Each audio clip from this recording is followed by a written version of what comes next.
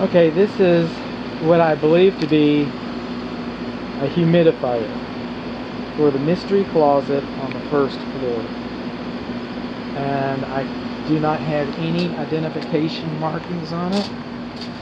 So I can't tell you what the age is. I can't tell you what the size is. And I'm probably not going to be able to tell you what the refrigerant is unless I can get the marking off of the inside air handler inside of the mystery closet. The only thing I can get, like a data plate from this thing, would be off of the compressor, and it's behind this electric junction box.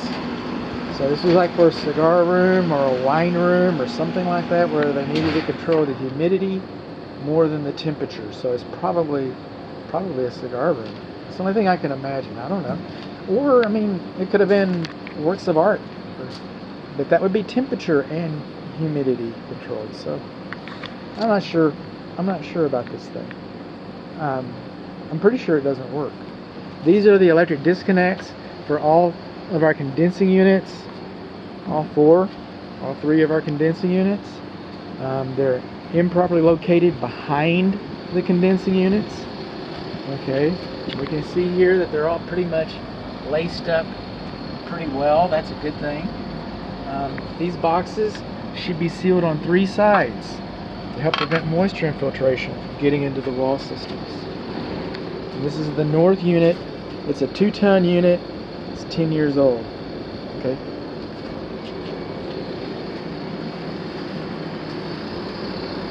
This is a 5-ton unit.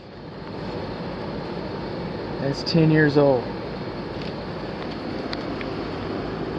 And this again is a 5-ton unit. And again, it's 5 years old. Now the thing about these, this equipment is engineered on paper to last 20 years. As by design. In North Texas, okay, Las Vegas, about all they're going to give you is 14 years. These units are 10 years old, so they're older units. Alright? They rely on 410A refrigerant. 410A refrigerant is no longer manufactured in the United States. It's no longer imported in the United States legally. Okay? Do they have stockpiles of it? Yes, they do. Is it expensive? It's getting more expensive and more expensive. As the supplies diminish, they're going to cost more to service. Coming up here just a little farther, I believe this is for the upstairs unit. But anyway, up here a little further, they no longer make compressors for these. Alright, and if there's any other special valving or switching, anything to do with refrigerant, they no longer manufacture that. They no longer manufacture that. So it's imperative to service these things. If you want to get some more life out of them, they're either going to go downhill real fast, but possibly you could keep them going. I've got a 30-year unit at my house. So, you know, and it uses the old 410A. I'm not selling my house. You shouldn't have to live like me. But I'm telling you, these systems can last a long time. They might last 35 years. We don't know. But if you neglect them, they won't. And servicing is going to become prohibitively expensive. So that it would almost be more, or would be more practical to replace them. So, you know, plan ahead or catch up. All three of these units are not level. Okay?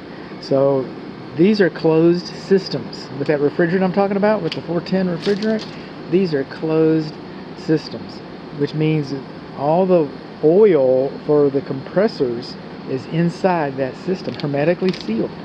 And when these things sit, when they're in the off position especially, I guess, you know, but when these things sit, the oil does not sit level inside the compressors. So some parts may or may not be getting oiled properly.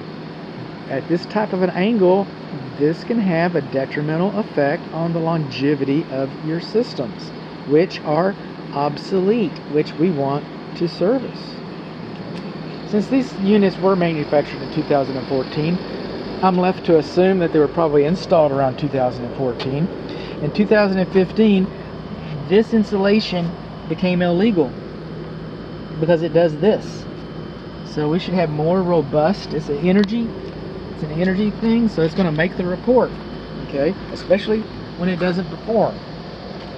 Okay, so these should have had a different type of insulation on them. And painting them with a mastic sealer, it does not satisfy the code.